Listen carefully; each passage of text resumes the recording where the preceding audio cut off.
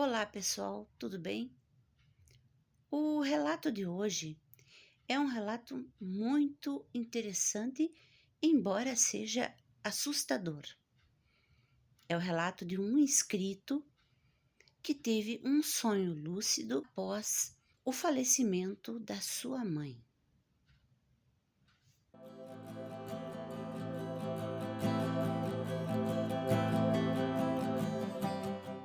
Dessa vez eu vou ler mais um relato de um inscrito do canal, a quem eu vou chamar para respeitar a privacidade de Paulo.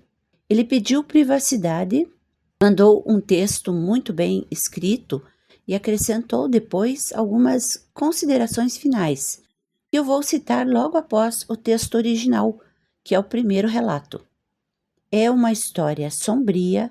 Ele diz que foi um sonho, mas eu achei tudo tão profundo, tão assustador, que posso dizer que não foi só um sonho.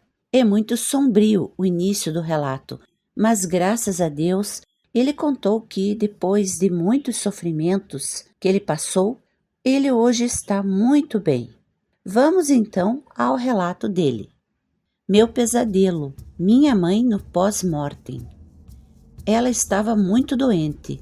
Todos nós, eu e minha irmã e minha sobrinha, nós sabíamos, mas minha irmã e minha sobrinha, vendo uma idosa em casa dando trabalho, sumiram.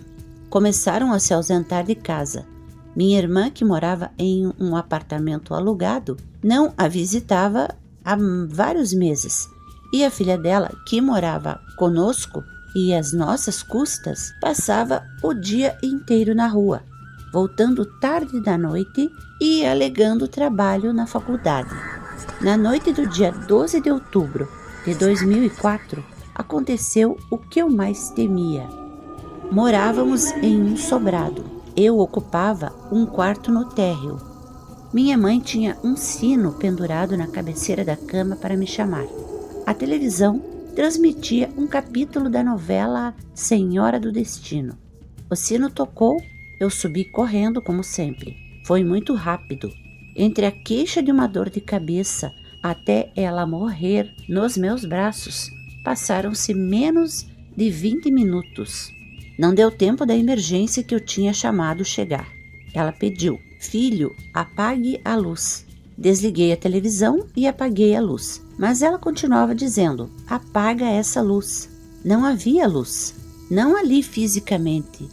Ela via uma luz em algum outro lugar e então calou-se. Toda ela calou-se. O corpo, os olhos. A vida sumiu dos olhos dela. Uma unidade da Vitalmed chegou e o médico, após um rápido exame, sentenciou: veio a óbito e foi embora. Então, nos dias que se seguiram ao enterro, começaram os pesadelos. Eu não lembrava bem do que eu via, apenas imagens difusas de minha mãe. Ela não tinha morrido, ela tinha voltado e havia uma grande confusão, mas eu não recordava detalhes. Foram meses assim. Às vezes não recordava nada, mas acordava esmurrando o ar ou discutindo sem saber o que ou com quem. Foram meses desse jeito até que o pior de todos os pesadelos aconteceu. Vi uma rua larga e uma casa térrea. Parecia um lugar acolhedor visto de fora. E em um instante eu me vi dentro daquela casa, em uma sala grande. Eu estava em uma espécie de plataforma com um altar de pedra. Estava deitado, preso, e olhava para o teto e paredes, tentando entender o que se passava, quando vi a criatura. Sua pele era cinzenta, lisa e brilhava, coberta com uma substância viscosa.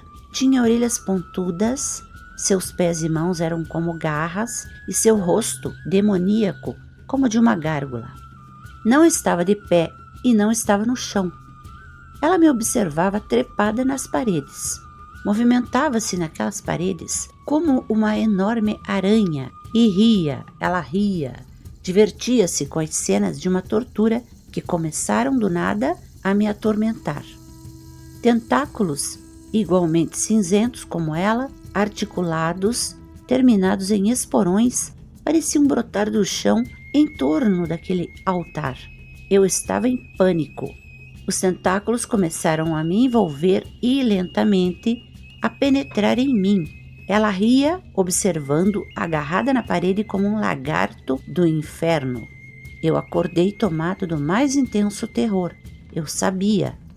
Não se parecia com ela quando viva, mas eu sabia, reconhecia o espírito que animava aquele monstro. E se houvesse dúvida, um pensamento que nem sei se era meu repetia-se na minha mente.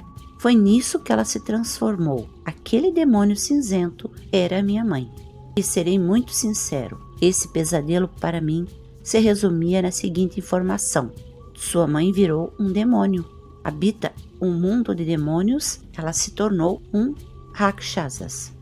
Pessoal, aqui é uma observação minha. O Paulo, o autor do relato, ele leu e estudou muito sobre esoterismo, magia, filosofias antigas e várias mitologias. Assim, Rakshasas, segundo a mitologia tibetana, eram demônios. Continuando aqui então a ler o texto. Quando minha mãe morreu, eu tinha acabado de escrever um texto enorme sobre o pós-mortem segundo o bardo Todol e um outro mais curto, As 5 raças de espíritos de Deus. É dessa literatura tibetana que conheço a natureza dos Rakshasas, bem como os Pretas, Asuras e Devas. Os seres humanos são uma dessas raças. Os Rakshasas, em termos ocidentais, seriam como demônios, seres de dimensões infernais. A luz que minha mãe via me lembra o período de ilusões luminosas que precede o surgimento da verdadeira luz clara primordial, que conduz a mundos superiores, dos devas ou anjos, ou mesmo estados nirvânicos. Acho que minha mãe entrou na porta da luz errada. Aqui termina o relato da experiência do Paulo, que ele teve com a sua mãe, a morte dela e a visão que ele teve dela. Conversando um pouco mais com ele pelo Instagram, ele me explicou por que acreditava que sua mãe, justamente essa figura que representa tanto amor, dentro da família, justamente sua mãe ia aparecer para ele como um ser demoníaco. Até eu questionei: será, Paulo? Será que isso não foi um pesadelo, que o sofrimento, o estresse que você passou vendo praticamente sozinho a sua mãe ficando doente? Mas ele me assegurou que sua família era complicada mesmo. Disse que ninguém na sua família acreditava em Deus nem no mundo espiritual. Sua família se dizia católica e ele teve inclusive aulas de catecismo quando era criança, sendo essa forma pela qual ele conheceu a história de Cristo. Mas de dentro da sua família, pelo que ele contou, ele jamais teria conhecimento algum sobre Deus e sobre o mundo espiritual. Foi por esse motivo que ele então se voltou para os estudos do esoterismo. Ele escreve também e tem um site, inclusive, onde ele publica artigos muito interessantes sobre mistérios e paranormalidade. Então, após algumas trocas de mensagens, eu entendi que havia muita maldade na sua família, principalmente da parte da sua mãe e suas irmãs. Sobre o pai, porém, ele falou uma coisa curiosa. Ele diz que seu pai foi tocado, expulso de casa. Eu não sei exatamente o porquê, mas provavelmente a mãe e as irmãs não deviam gostar do pai dele. Essas são as palavras dele. Não, nem todas as famílias são boas. Não entro em detalhes, mas hoje vivo sozinho. Mandei o relato porque, vendo o seu último vídeo e tendo já lido outros relatos, notei que todos esses relatos são positivos, lugares bonitos, encontros maravilhosos. Então eu me perguntei, será que ninguém teve um sonho como o meu? Um pesadelo horrível? E então o Paulo contou que entre o final de 2004 e meados de 2005, ele teve sim um outro sonho, dessa vez com o pai dele. E este sonho, diz ele, foi totalmente diferente. Foi um sonho lúcido, com uma atmosfera tranquila, pacífica.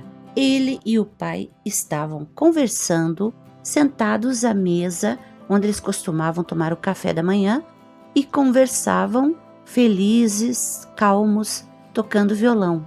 E o seu pai olhou para ele e lhe disse: aqui é a sua casa, ninguém vai entrar aqui, ninguém vai te expulsar daqui, elas não vão entrar aqui. Bem, para não estendermos demais, deixe-me acrescentar a minha opinião aqui. Eu acredito que ele foi, como tantos filhos de famílias disfuncionais, uma vítima da mãe, possivelmente, talvez, a gente não pode afirmar com certeza, mas talvez uma narcisista ou talvez até coisa pior, não se sabe. E o primeiro pesadelo foi porque ele estava bem fragilizado por tudo que passou, a perda do pai, depois da mãe, brigas entre as irmãs, e toda essa energia ruim, sua sensibilidade foi muito aguçada, e isso fez com que ele visse, talvez em uma experiência fora do corpo, a verdadeira personalidade da mãe dele. Porém, como Deus é sempre bom e nunca desampara os filhos dele, também mostrou que o pai dele, do Paulo, está num lugar muito bom.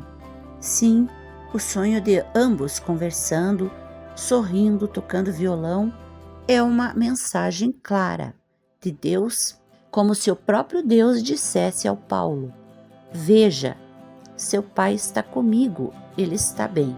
E o Paulo contou que hoje mesmo, tendo passado por tantas coisas ruins, terrores, que ele nem teve coragem de contar em detalhes, ele se sente abençoado por Deus, pois também passou por uma outra experiência em que ele esteve numa situação bem difícil, muito difícil, e ele sentiu, naquele momento extremo, ele sentiu como se fosse uma mão ou um braço em torno de si, como se uma presença divina e muito poderosa o tirasse daquele lugar perigoso onde ele estava e o conduzisse de volta para a segurança da sua cama.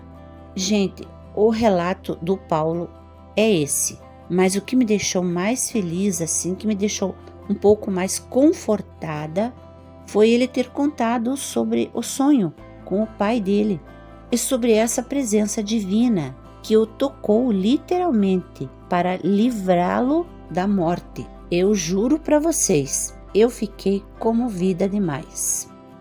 Deus é bom, ele tem uma missão para o Paulo, assim como tem para cada um de nós. Esse é o relato. Digam o que vocês acham desse caso, contem suas próprias experiências, pode ser via e-mail ou pelo direct do Instagram, se preferirem.